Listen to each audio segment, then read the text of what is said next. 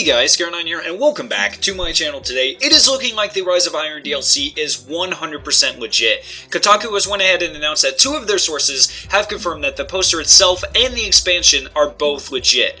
Now, if you have no idea what I'm talking about, you can go ahead and click the annotation I have put on screen, or the letter I in the top right hand corner of the video screen, and go watch the video that I made on Friday covering all the information that we got just from the poster. But today I really just want to talk about three main things. First of all, how much I think that this DLC will cost, 2, potential storylines for this DLC, and 3, what I think the raid might entail.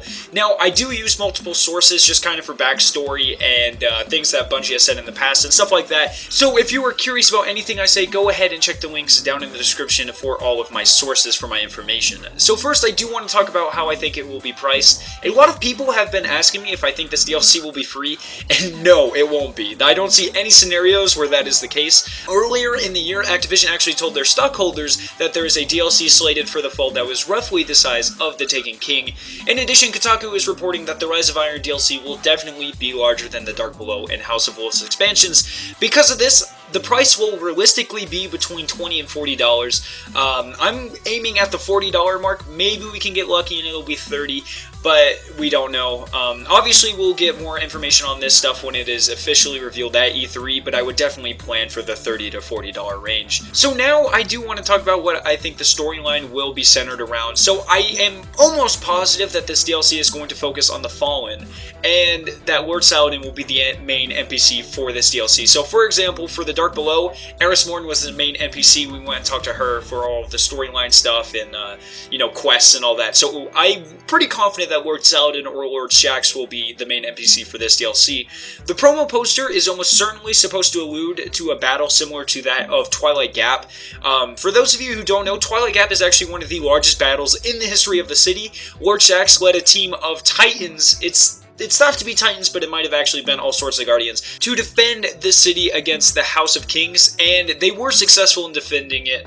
But this could actually tie in quite nicely to the DLC. So with the House of Wolves DLC, all of the fallen houses were completely crippled except for the House of Kings, who remains completely untouched. So since the poster is an obvious callback to the Battle of Twilight Gap, and that was an attack led by the House of Kings, I think it is probably fair to assume that they're going to be the main antagonist for this DLC. So maybe the Battle of Twilight Gap 2 or something like that, Rise of Iron. All the Iron Lords are now dead, or they're presumed to be dead, so maybe we could actually be part of the new Iron Lords, which would be really awesome.